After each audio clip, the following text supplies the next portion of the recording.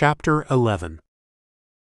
Before Zoey left with her captive to go to Samseville, she had convinced the voice to take off the chain and padlock, and instead tie up a sick and weary Thorn with ropes the voice had bought at the local hardware store. Not knowing about the strength of a rope, he had bought the cheap one, not the 3-strand nylon rope going for $100, because he wasn't interested in making a large investment. He never looked at how much strength it would take to break the rope, he looked at the cost of it. Thorn, frail and feeble, appeared destroyed and defeated. The voice felt confident the rope couldn't be breached. He even tried pulling on it a few times, and was more than convinced no man could get out of it. Showing the rope to Zoey, she looked pleased at his decision.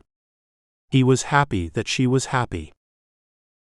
Zoey had that way of convincing a man she hated that she admired him. It was all those years of trying to survive in a world filled with abusive men. And now, when she had finally found someone to make her feel like a person again, he had been taken away from her, and she was left to use what she knew best. Survival was all that was important now. Say and do whatever she was asked to do, and smile when she was doing it. Smile when he was fucking her, smile when he kissed her, and smile when she sucked his cock.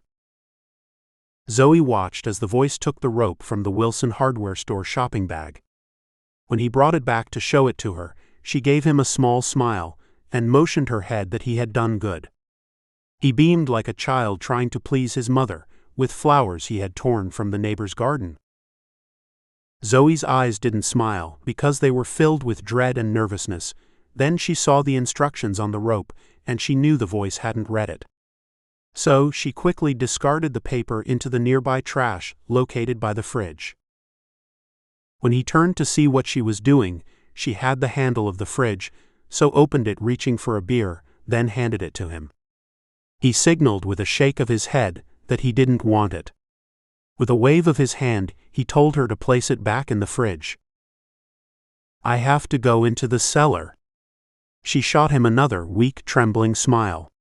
She knew what he had done to Thorn, and she became afraid that one day the voice would go there, and come up and announce that Thorn was dead, then she would be left at the mercy of him. Each time the voice would go into the cellar, he would taunt Thorn, and would inject him with a narcotic of some kind. Thorn was out of his head as the voice gave him more drugs to keep him quiet, and to satisfy the voice's sick, sadistic mind. With an unconscious Thorn sitting still, the voice was able to place duct tape on his eyes, and carefully unlock the chains, then tie him up again, all without waking him. He had given him a double dose of narcotic that rendered his entire body inoperative. Even if Thorn woke as the voice was unchaining him, he wouldn't be able to move. It was only when the dose had worn off completely that Thorn could move, maybe a toe. "Are you still alive, Mr. Samsa? I gave you something that could kill most men. Very impressive, I must say. But then, you had some kind of body. I see why Zoey was taken with you. All those muscles and that face." He placed his hand to raise Thorn's face. Thorn couldn't see, but he felt the voice's breath, and smelled it. "You don't have that body any longer.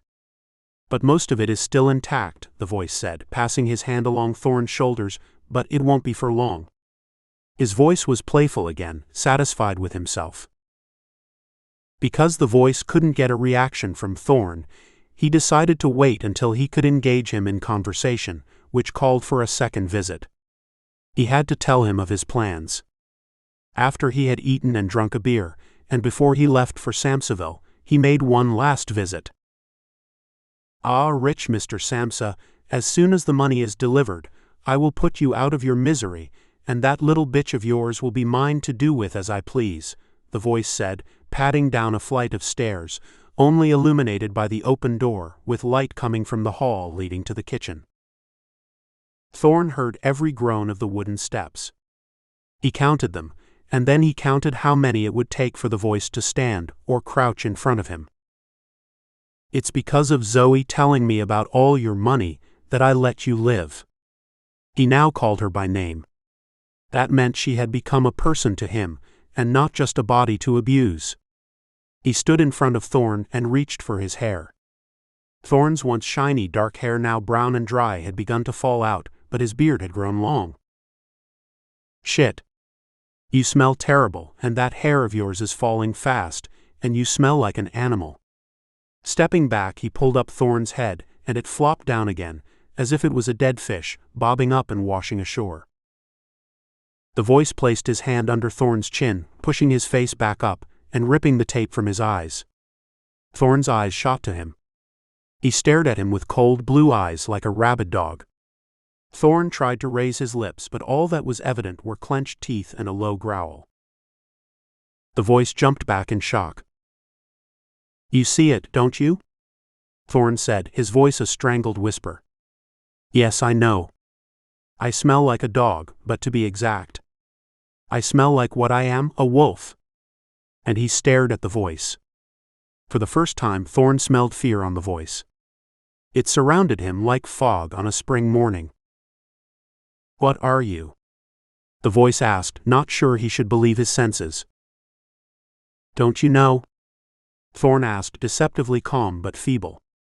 The voice stood to his right and slapped the tape over Thorn's eyes, not wanting to look at him directly again, because his eyes gave him a chill that ran the length of his back, and each strand of his hair bristled on his head.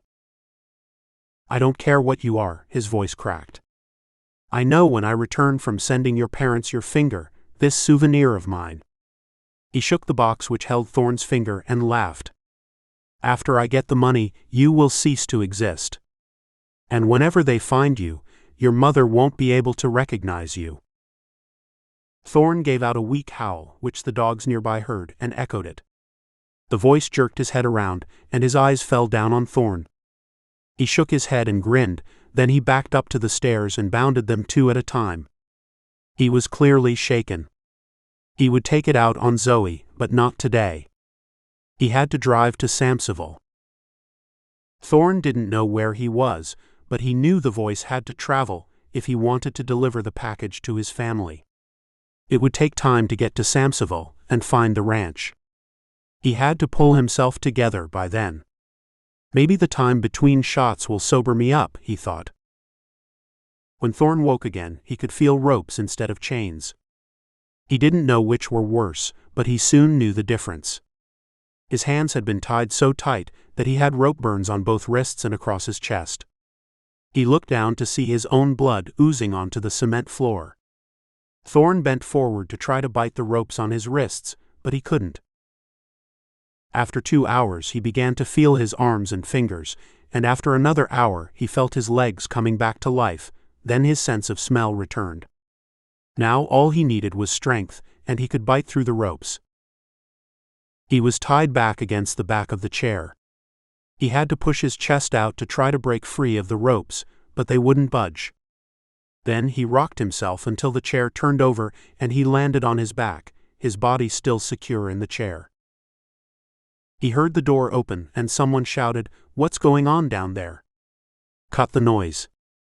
We're trying to watch a football game. Don't let me have to come down there." Thorn heard voices laughing and then the door closed. He didn't know what time it was, but he did know he had to do something. He lay on the cement like a turtle on his back. The feeling and strength returned to his legs. He knew the sheer power of his thighs could break the ropes, if he could get momentum. Struggling and moving in the chair, the ropes were loosening, and his legs were winning the fight. One more push and the ropes would break. He swung his legs upward and the rope gave way, but when he tried to stand he couldn't. His legs, thighs, and back hurt, and his entire body felt lifeless. He didn't know how he looked, but he felt like shit. Thorn had never felt pain or weakness in his life. This was a first for him, and it was all because of venturing out into the world of men. This was what he had been warned against by his father, but this was all he had wanted until now. He wanted to live among men and be with Zoey. He still wanted Zoey, but he didn't want this world of men anymore.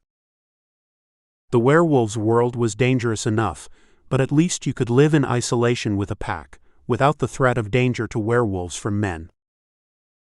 The pack would be there to help and protect each other. It took this for Thorn to understand what Wilder had said and wanted. He wanted a strong pack to be able to stand against men, or other rebellious shifters and werewolves bent on destroying each other.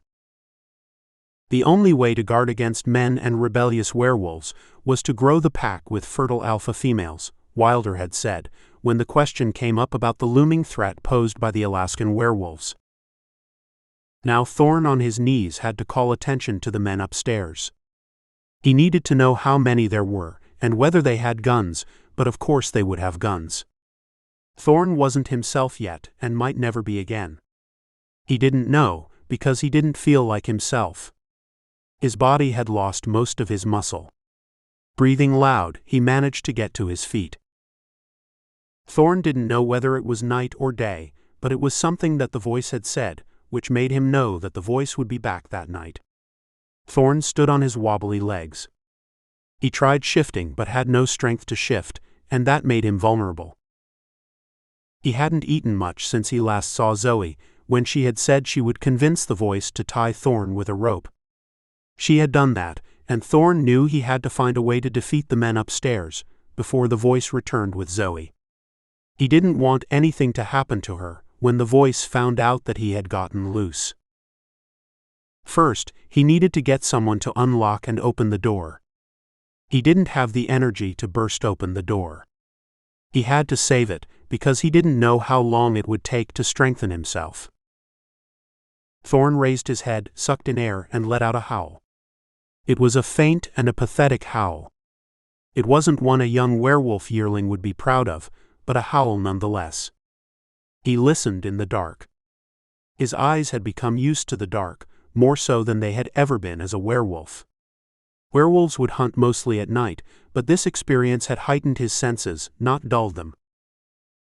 Just as he thought, he heard 3 latches, and then the door swung wide open, and a figure of a man stood in the glow of the yellow light streaming down the stairs, and making it past a few steps, but not enough for him to see Thorn in the corner near the stairs. Thorn yelped and howled. "Shut up. I'm trying to watch this game, and it's the 4th quarter. Shut the fuck up."